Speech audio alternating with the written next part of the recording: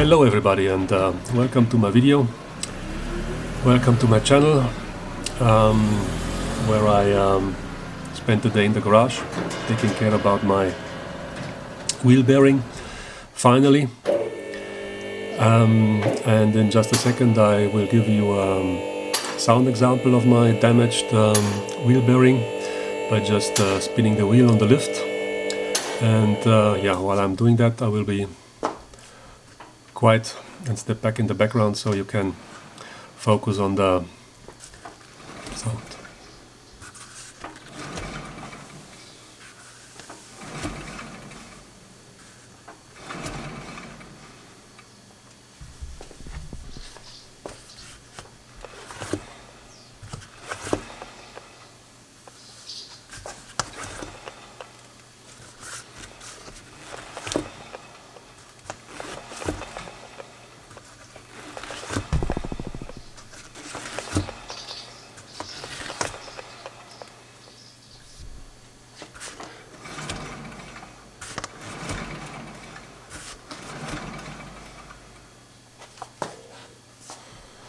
Yeah, that's it.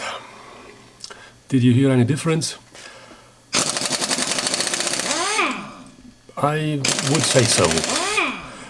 Just when I edited the video and putting it in direct comparison, I would say there is a difference to figure out if you listen carefully enough.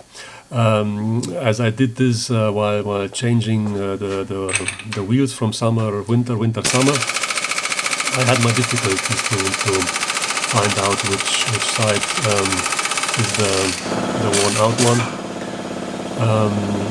because when I went for a first guess which side I would do first, I went for the wheel bearing on the left side. I changed that already before, and yeah, it was the wrong one. I did it more or less for nothing. But anyway, so here we are, removing all the parts and bits from the brakes to get finally access to the wheel carrier. You saw me removing the wheel hub nut with a power impact wrench. I would strongly recommend to do that with a impact wrench. Just turn up the compressor and give it a go. Yeah, other option, extensions, pry bar, brute force, I don't know. So here, removing the brake disc. Should be no bigger issue, it's just held by a small bolt. So, and here we are. First step in the removing of the wheel carrier. Untighten the nuts from the lower ball joint, which I want to point out, as long as the drive shaft is in its position as it is now, there is not enough space to remove the nut over the bolt, just where I'm pointing with my screwdriver. So keep that in mind. Which means you have to move in the drive shaft first, as you see me here trying unsuccessfully to do that with a hammer, which I felt very uncomfortable. I did this only because I saw similar attempts here on other YouTube videos. Don't even take that attempt serious there with that wooden block. I just not wanted to damage the threads in my drive shaft. So finally I decided to go with the puller, because I can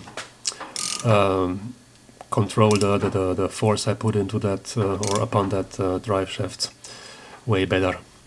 Only downside, yep, it starts to spin, but hey, you can counter that with a pry bar and then just go on moving in that drive shaft. I think it works fine. with the puller. What I would recommend, if you don't have any puller, again, improvise, brute force.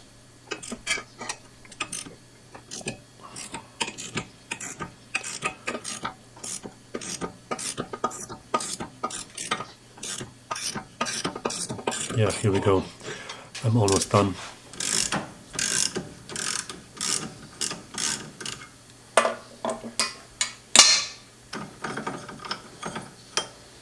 And now it's yeah, moved in. It's now loose in the wheel hub, and now it's just a little bit more space or clearance to move that nut over the board. So, but still not enough clearance to use any bigger tools like wrenches. Just the simple wrench. I almost run into trouble while because I had, of course, use my fancy ratchet wrench, and it's yeah, on its tip it's a little bit thicker than a normal wrench. I almost ran into trouble not to getting it or out, in or out anymore, as you see in a second, but almost.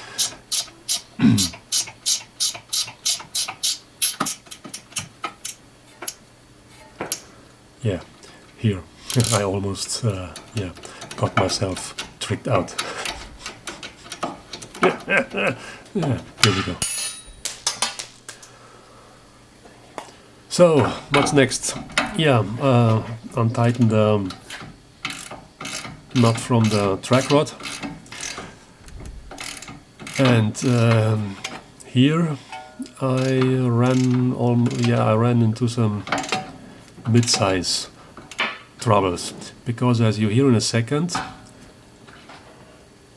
yeah, with that bang, exactly that one, the track rod cone came loose, which is not intended to happen at this point, but no reason to panic, because in the tip of the track rod bolt there is an inlet for an Allen wrench to counter the rotation. But yeah, my bolt was stuck so hard that this small Allen wrench cannot keep up, and yeah, roundens up the inlet, which then is yeah, time to panic, because this means I'm running out of option, because my nut is now stuck halfway in, halfway out. Yeah, and what am I doing in cases like this? No options, stuck in. Yeah, grab the angle grinder and try to yeah, abuse that nut in a fashion that it yeah, gives up. So here is my my idea of cutting some cross patterns in the nut to at least remove the section which is stuck together with rusty and corroded and dirty threads on the bolt. Also, I want to say it's I think, yeah, I don't think so. It's for sure it's self-locking nut. So here you see my plan working out to after several cuts, removing the almost half of the nut to finally get it with the leftover grip with the Allen wrench to move it up again, to tighten it up again in the cone. So it's then, yeah, more or less tightened up, so I can finally clean the threads from the rust and the dirt, which I should have done in the first place, right from the start. That's maybe you can learn from this video. First, clean your threads from this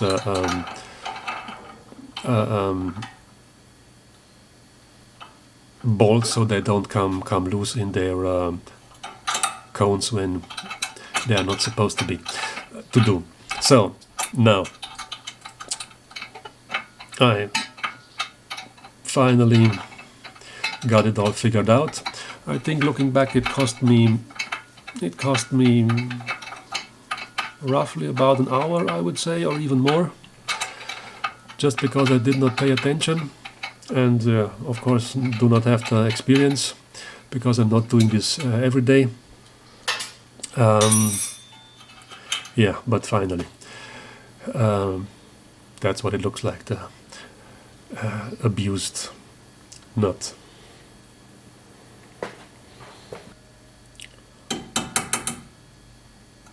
Yeah, removing my tools, tapping gently the track rod so it comes out as it is intended to be at this point. So next, nut and bolt. Yeah, the clamping bolt of the wheel carrier, which holds it together with the suspension strut. Yeah, trying that with the ratchet. Yeah, too lazy, too weak.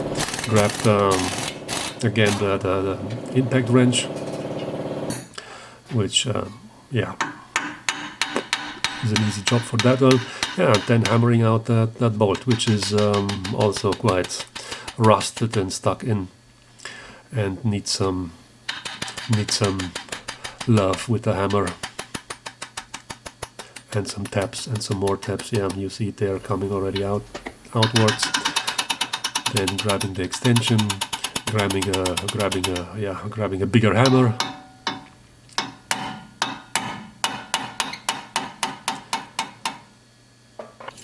Yeah, and then wiggling it out of its place.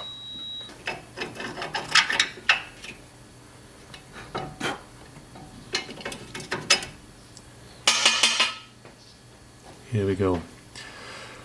That's what it looks like after living for 10 years in that wheel carrier. Of course, when I did the assembly, I used a new one. You don't want to reuse that old rusted nuts and bolts anymore. However, oh no, something completely different. Plan B. If you want to remove the ball joint, you should have a tool like this. I inserted in the picture there. I thought I have one, but I didn't, which is concerning because it means I lost overview what I do have on tools in my toolbox and what I do not have. So I had to go for plan B, which is remove the ball joint itself out of the lower suspension arm, which can be done, but it is of course plan B, because if you don't take care, you can modify and change the wheel alignment, because these bolts which hold the ball joint in its place are mounted in longitudinal holes. I will show you that in a second, and therefore I made markings to put it back in its place where it was before.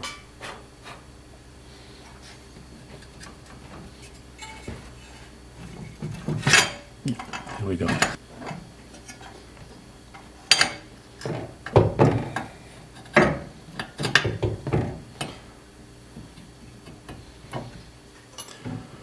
Oh yeah, so last step, removing the wheel carrier from the suspension strut. There are, I think, yeah, for sure there are special tools to doing this, to widen up that gap in the wheel carrier, but who needs more special tools when I have a chisel to hammer it in, to then just wiggling it out as you see here. Yeah, no, just work that has to be done. No big deal, I would say.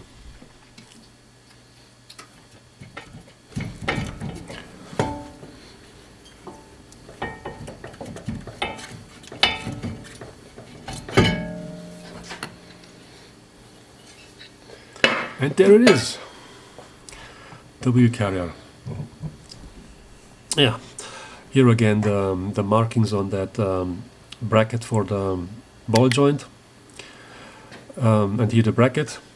As you see, I just showing it here. It can be moved.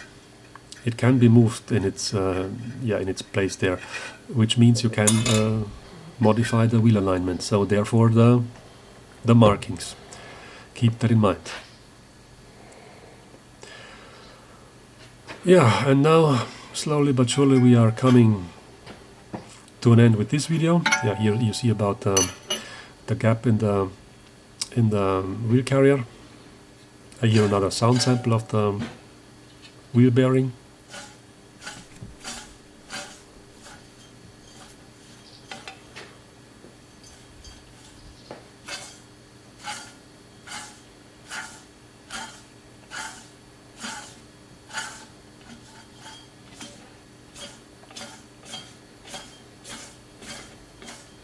Yeah, not to forget I worked with a puller on that already, so yeah, here again the box with all the nuts and bolts I had to remove for the job. So I'm coming to an end with this video. I will cover the disassembly of the wheel bearing in the press in another video, because we're already almost 17 minutes now. Yeah, I hope you learned something, or at least enjoyed it. Thank you for watching.